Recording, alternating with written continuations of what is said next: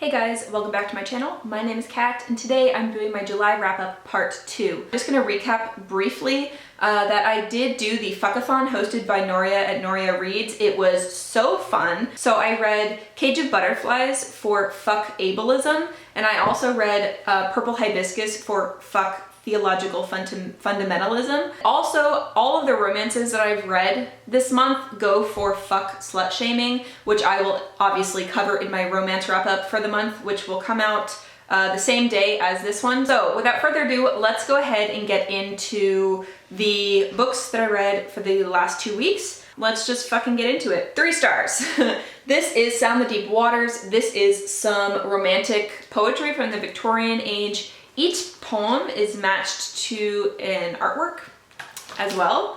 So looks like this. While some of the poems in here were beautiful, a lot of them I didn't really care about that much. So if you're into Victorian poetry, I'm sure that there is another collection out there which would maybe be, I don't know, more suited to you, or perhaps it's just me. I really like rhyming poems and a lot of them in here are not that type. So yeah, my basic ass just likes, you know, to rhyme ass and grass. So yeah. Let's move on up to 3.5 stars. So this is The Emotionary by Sher, illustrated by Julia Wertz. My husband got me this years and years ago, but I like to reread it every few years because it is just funny. So basically the author has created her own words for things, and there are illustrations to go along with it. So there's two in particular that I wanted to share with you guys. One is one that I had to stop everything and talk to my husband about because I was like, did you know this? So this is Epiphany and mayonnaise, which if you didn't know, aioli is mayonnaise. Not traditionally it's not, but the kind that you'd buy in the store today that you squeeze out of a bottle is essentially mayonnaise that they just put garlic in. And I was like, are you kidding me? Have we been played? Because there is absolutely this god tier garlic aioli vegan sauce that we get from Woolworths or Coles here in Australia, and it is the bomb. We put it on everything. And I was like, oh my god, it's mayonnaise with garlic. We are so dumb. And then the other one that really just gets me, because this is me in a nutshell, is ambiviculty. It's hard to say, but it's the anxiety of having to make decisions, and that's me. Yeah, for sure. If I need to make a serious decision, I will overthink it and go off into so many thought spirals that I have a hard time. That's why I refuse to play chess. And it's not because I don't like chess, it's because thinking about all the different moves that each single piece can do gives me high anxiety. That's some sort of board games as well are not my favorite, because if a piece can have so many multifunction, if there's so many outcomes that are available, my anxious mind will be just off on its own downward spiral adventure. So yeah, I recommend this if you're looking for a good laugh. Another 3.5 star read is Lola, which I should mention, guys, a lot of the books that I'm going to talk about are in my Reading Rush vlog. Not all of them, but some of them I did read for the Reading Rush vlog that I put up, so check that out if you want. I left timestamps in that long ass video so you can jump around from books to books. If you don't care about daily life, makeup, or food, or whatever, then you could just skip book to book to book and you'll just hear only my thoughts on the books. Anyway, Lola by Melissa Scrivner Love is following Lola, who is a gang leader in LA. So everyone thinks her boyfriend is the gang leader, but actually she is, and she just hides behind being his little wifey girlfriend.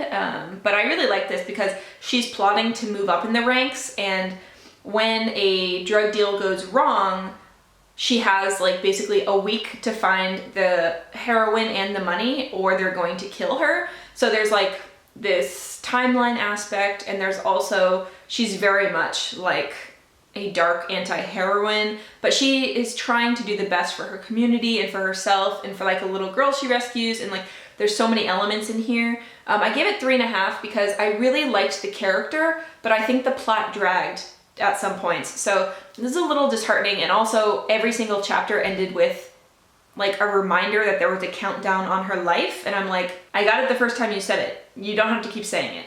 I got it, okay? Like, I understand. So yeah, 3.5 stars. If that sounds at all up your alley, go for it. So the last 3.5 star here is very controversial, and it is a buddy read I did with Jordaline. This is The Vanishing Half by Bennett. In this story, we're following two different sisters who, at one point in their life, they run away from home. One decides to keep living her life as she is, and the other one decides to live her life passing as white. And it's about the different trajectories that their lives go on, and kind of like everything that happens from that point on.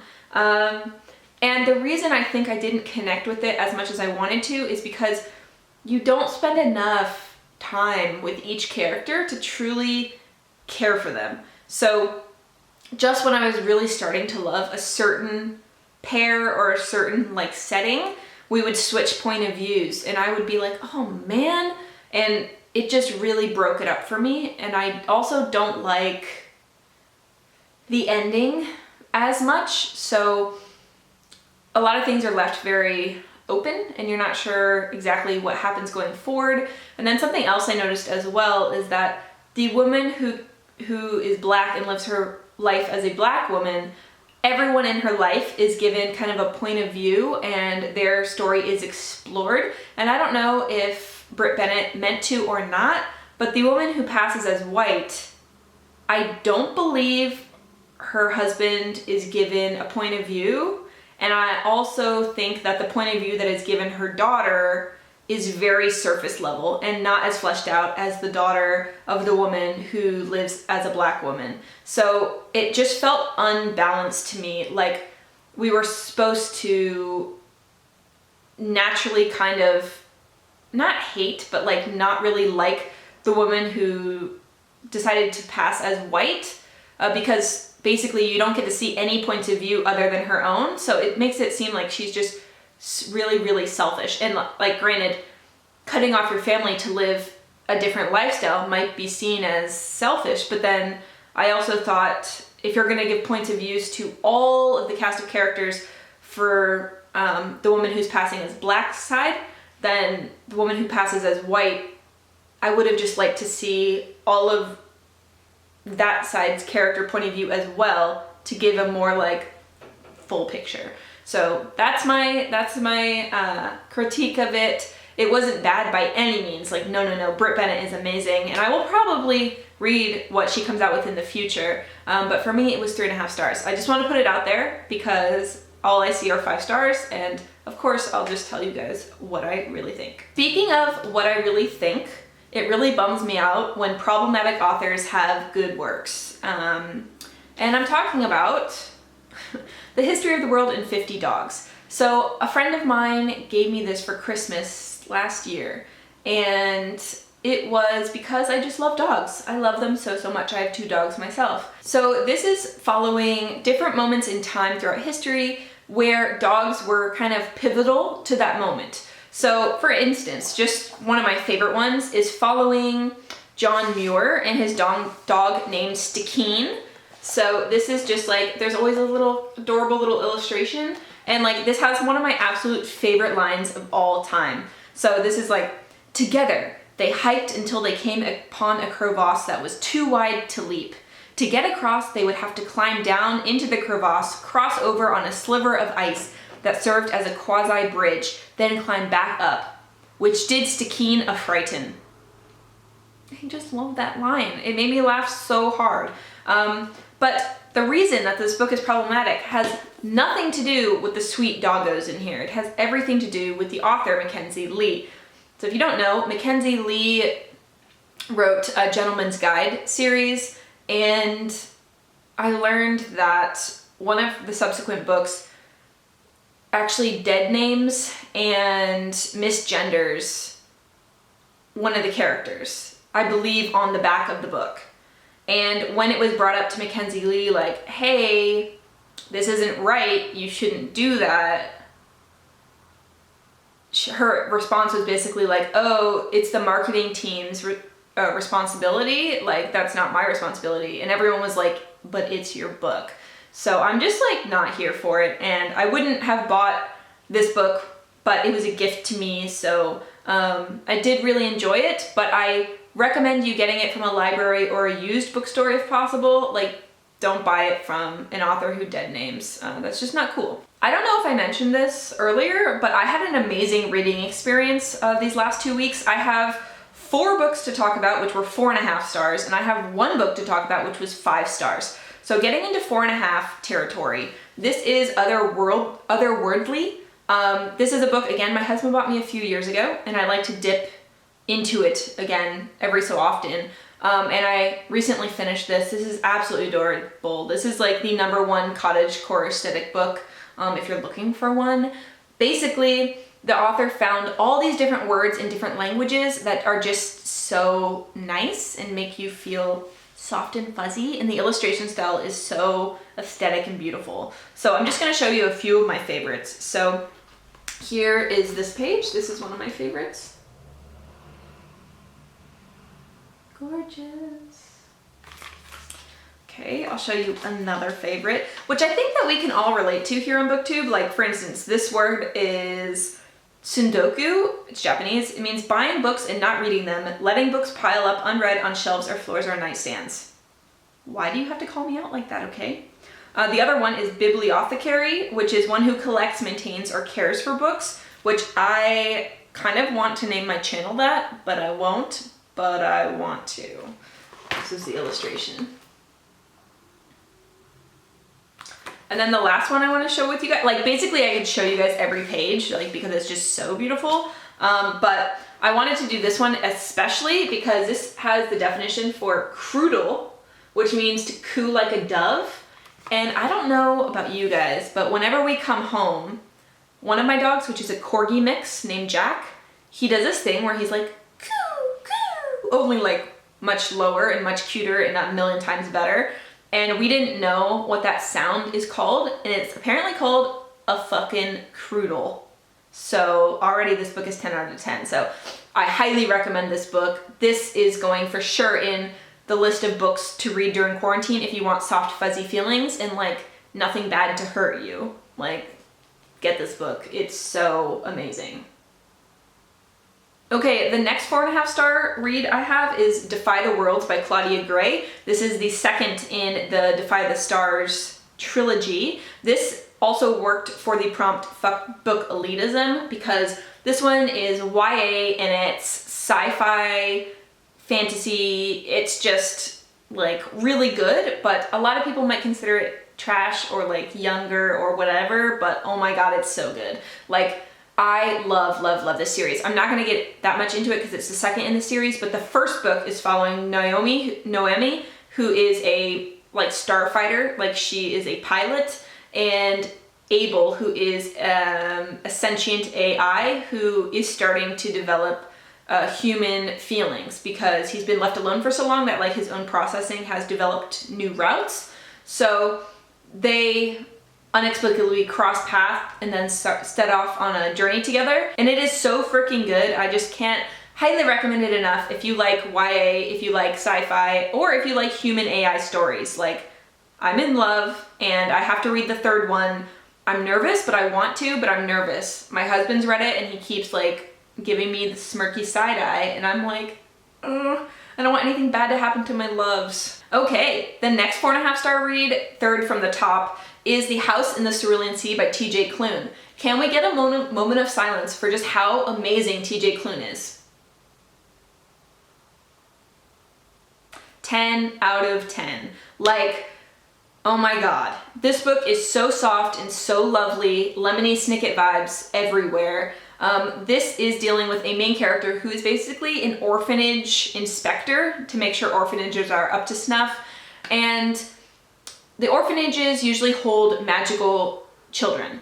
And he is sent on this like assignment to this one very special orphanage that has very dangerous magical children. And it's just an absolutely beautiful story. It has so much soft feelings, okay? Like, all of the children are just adorable and so dear to my heart. The queer romance in here is just tender and slow burn and just like Girl Scout cookie-ness. Like, that's all, I love it so much.